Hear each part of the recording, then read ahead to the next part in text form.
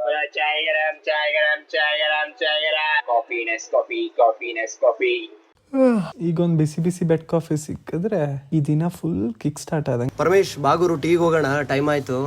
ನಡಿಗುರು, ನಾನೇ ಕರೆಯೋಣ ಅಂತಿದ್ದೆ, ಯಾಕೋ ಕೆಲಸ ಟಯರ್ಡ್ ಆಗ್ಬಿಟ್ಟಿತ್ತು. ನಡಿ ಟೀ ಕುಡ್ಕೋಣ. ಎಷ್ಟು ಸಲ ಟಿ ಅಂತ ಹೋಯ್ತೀರಾ ಸರ್? ಬೆಳಗ್ಗೆಯಿಂದ ಕೆಲಸ ಮಾಡಿ ಮಾಡಿ ಸುಸ್ತಾಗಿದೆ. ಈಗ ಒಂದು ಲೋಟ ಕಾಫಿ ಕುಡಿದ್ರೆ ಎಲ್ಲ ಸರಿ ಹೋಗುತ್ತೆ. ಏನೋ ಎಲ್ಲಿದ್ಯಾ? ಮನೆ. ಸರಿ, ಮನೆಯಿಂದ ಆಚೆ ಬಾ, ಟೀ ಹೋಗೋಣ. ಸರಿ ಬಾರಪ್ಪ. ಇಷ್ಟು ಫೆಮಿಲಿಯರ್ ಆಗಿರೋ ಈ ಡ್ರಿಂಕ್ ಬಗ್ಗೆ ಸುಮಾರು ಇಂಟ್ರೆಸ್ಟಿಂಗ್ ಕಥೆಗಳಿದೆ. ಸೊ ಅದರಲ್ಲಿ ಒಂದು ಏನಂದರೆ, ಸುಮಾರು ವರ್ಷದ ಹಿಂದೆ ಅಂದರೆ ಕ್ರಿಸ್ತಪೂರ್ವ 2737ರಲ್ಲಿ ಚೈನಾ ದೇಶದಲ್ಲಿ ಒಬ್ಬ ರಾಜ ಮರದ ಕೆಳಗೆ ಕೂತಿರ್ತಾನೆ.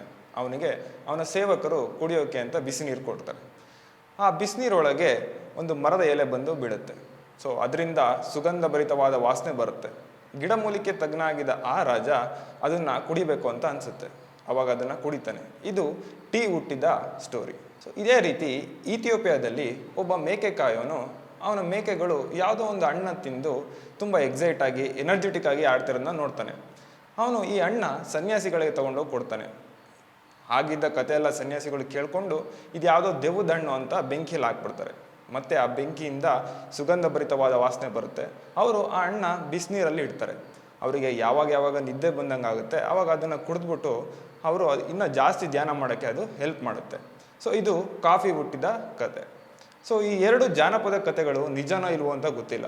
ಆದರೆ ಟೀ ಚೈನಾ ದೇಶದಿಂದ ಬಂದಿದೆ ಮತ್ತು ಕಾಫಿ ಇಥಿಯೋಪಿಯಾದಿಂದ ಬಂದಿದೆ ಅಂತ ಹೇಳ್ಬೋದು. ಟೀ ಮತ್ತು ಕಾಫಿ ಬೇರೆ ದೇಶದಲ್ಲಿ ಆರಿಜಿನ್ ಆಗಿದ್ರೂ ಸಹ ನಮ್ಮ ದೇಶದಲ್ಲಿ ಅದನ್ನು ತುಂಬ ಕನ್ಸ್ಯೂಮ್ ಮಾಡ್ತಾರೆ. ಯಾಕಪ್ಪ ಇಷ್ಟೊಂದು ಇದನ್ನು ಕನ್ಸ್ಯೂಮ್ ಮಾಡ್ತಾರೆ ಅಂತಂದರೆ, ಸೊ ಇದರಲ್ಲಿ ಸೆಂಟ್ರಲ್ ನರ್ವಸ್ ಸಿಸ್ಟಮ್ ಸ್ಟಿಮ್ಯುಲೇಟ್ ಇರುತ್ತೆ. ಸೊ ಅದೇನು ಮಾಡುತ್ತೆ, ಬಾಡಿನ ಅಲರ್ಟ್ ಮಾಡುತ್ತೆ, ಎನರ್ಜೆಟಿಕ್ ಮಾಡುತ್ತೆ, ಮತ್ತು ಇದರಲ್ಲಿ ಡೋಪಮೈನ್ ರಿಲೀಸ್ ಆಗುತ್ತೆ. ಯಾವಾಗ ಈ ಟೀ ಅಥವಾ ಕಾಫಿನ ಕನ್ಸ್ಯೂಮ್ ಮಾಡ್ತಾರೆ ಅಂತ ನೋಡಿದ್ರೆ, ಸೊ ಬೆಳಗ್ಗೆ ಅರ್ಲಿ ಮಾರ್ನಿಂಗ್ ಕನ್ಸ್ಯೂಮ್ ಮಾಡ್ತಾರೆ. ಸೊ ಇದರಿಂದ ಏನಾಗುತ್ತೆ ಅಂದರೆ, ನಮ್ಮ ಬಾಡಿಲಿರೋ ಕಾರ್ಟಿಸಾಲ್ ಹಾರ್ಮೋನ್ ಲೆವೆಲ್ಲು ವೇರಿ ಆಗುತ್ತೆ. ಸೊ ಇದರಿಂದ ನಮ್ಮದು ಸ್ಲೀಪ್ ಸೈಕಲ್ಲು ಹಾಳಾಗುತ್ತೆ. ಮತ್ತು ತುಂಬ ಜನ ಬ್ರೇಕ್ಫಾಸ್ಟ್ ಮುಂಚೆ ಈ ಕಾಫಿ ಅಥವಾ ಟೀನ ಕುಡಿತಾರೆ. ಸೊ ಇದರಿಂದ ಏನಾಗುತ್ತೆ, ಅಸಿಡಿಟಿ ಆಗುತ್ತೆ, ಮತ್ತು ಆ್ಯಸಿಡ್ ರಿಫ್ಲೆಕ್ಸ್ ಆಗುತ್ತೆ, ಮತ್ತು ಹೊಟ್ಟೆಯಲ್ಲಿ ಡಿಸ್ಕಂಫರ್ಟ್ ಆಗುತ್ತೆ. ಅದನ್ನು ಬಿಟ್ಟರೆ ಕೆಲವು ಜನ ಊಟ ಆದಮೇಲೆ ನಮಗೆ ಟೀ ಅಥವಾ ಕಾಫಿ ಕುಡಿತಾರೆ. ಸೊ ಇದರಿಂದ ಏನಾಗುತ್ತೆ, ನಮ್ಮ ಫುಡ್ಡಲ್ಲಿರೋ ನ್ಯೂಟ್ರಿಯೆಂಟ್ಸು ಅಬ್ಸರ್ವ್ ಮಾಡೋದನ್ನ ಈ ಟೀ ಅಥವಾ ಕಾಫಿ ತಡೆಗಟ್ಟುತ್ತೆ. ಇದಾದಮೇಲೆ ಸುಮಾರು ಜನ ನೈಟ್ ಹೊತ್ತು ಕಾಫಿ ಅಥವಾ ಟೀ ಕುಡಿತಾರೆ. ಸೊ ಇದರಿಂದ ಬಾಡಿಯಲ್ಲಿ ನ್ಯಾಚುರಲ್ ಆಗಿರೋ ಮೆಲಟೋನಿನ್ ಹಾರ್ಮೋನು ಸೆಕ್ರೀಟ್ ಆಗೋದು ಕಡಿಮೆ ಆಗುತ್ತೆ. ಸೊ ಇದರಿಂದ ನಮಗೆ ಸರಿಯಾಗಿ ನಿದ್ರೆ ಬರೋಲ್ಲ. ಟೀ ಮತ್ತು ಕಾಫಿಯಲ್ಲಿ ನಮಗೆ ಬಾಡಿಗೆ ಬೇಕಾಗಿರೋ ಒಂದು ಇಂಪಾರ್ಟೆಂಟ್ ಸಬ್ಸ್ಟೆನ್ಸ್ ಇದೆ, ಕೆಫಿನ್. ಸೊ ಇದರಿಂದ ನಮಗೆ ಸುಮಾರು ಪ್ರಯೋಜನ ಇದೆ. ಸೊ ಇದು ನಮ್ಮ ಮೆಂಟಲ್ ಅಲರ್ಟ್ನೆಸ್ಸು ಮತ್ತು ಫೋಕಸ್ನ ಇಂಪ್ರೂವ್ ಮಾಡುತ್ತೆ, ಮತ್ತು ಎನರ್ಜಿನ ಬೂಸ್ಟ್ ಮಾಡುತ್ತೆ, ಮತ್ತು ನಮ್ಮ ಫಿಸಿಕಲ್ ಪರ್ಫಾರ್ಮೆನ್ಸ್ನ ಎನ್ಹ್ಯಾನ್ಸ್ ಮಾಡುತ್ತೆ. ಇದು ಒಂದು ಒಳ್ಳೆ ಆ್ಯಂಟಿ ಆಕ್ಸಿಡೆಂಟ್. ಇದರಿಂದ ನಮಗೆ ಹಾರ್ಟ್ ಡಿಸೀಸ್ ರಿಸ್ಕು ಕಡಿಮೆ ಆಗುತ್ತೆ, ಮತ್ತು ಇದರಿಂದ ನಾವು ವೆಯ್ಟ್ ಲಾಸ್ ಕೂಡ ಆಗ್ಬೋದು. ಈ ಟೀ ಮತ್ತು ಕಾಫಿ ಇಂಡಿಯಾ ಫ್ಯಾಕ್ಟ್ಸ್ ಹೇಗೆ ರಿಲೇಟ್ ಆಗುತ್ತೆ ಅಂತಂದರೆ, ಸೊ ಇಂಡಿಯಾದಲ್ಲಿ ಸುಮಾರು 20% ಆಫ್ ಗ್ಲೋಬಲ್ ಟೀ ಪ್ರೊಡಕ್ಷನ್ ಮಾಡ್ತಾರೆ, ಮತ್ತು second largest tea producer India.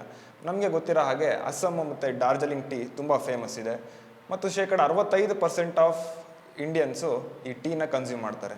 So ಇದೇ ಥರ ಕಾಫಿನ ನೋಡಿದ್ರೆ, ಕಾಫಿ ಇಂಡಿಯಾಗೆ ಬಂದಿದ್ದು ಒಬ್ಬ ಸೂಫಿ ಸೈಂಟ್ ಬಾಬಾ ಬುಡನ್ ಅಂತ. ಅವರು 17th ಸೆಂಚುರಿಯಲ್ಲಿ ನಮಗೆ ಕಾಫಿನ ತಂದುಕೊಡ್ತಾರೆ. ಫಸ್ಟ್ ಕಾಫಿ ಶಾಪು 1950ಯಲ್ಲಿ ಮುಂಬೈಯಲ್ಲಿ ಓಪನ್ ಆಯಿತು, ಕಾಫಿ ಬೋರ್ಡ್ ಆಫ್ ಇಂಡಿಯಾದಿಂದ. ಡಿಸಡ್ವಾಂಟೇಜ್ ಆಫ್ ಟೀ ಮತ್ತು ಕಾಫಿನ ನೋಡ್ತು ಅಂದರೆ, ಸೊ ಯಾರ್ಯಾರು ಕಾಫಿ ಅಥವಾ ಟೀಗೆ ಅಡಿಕ್ಟ್ ಆಗಿರ್ತಾರೆ ಅವ್ರಿಗೇನಾಗುತ್ತೆ, ಹೆಡ್ಏಕ್ ಬರುತ್ತೆ.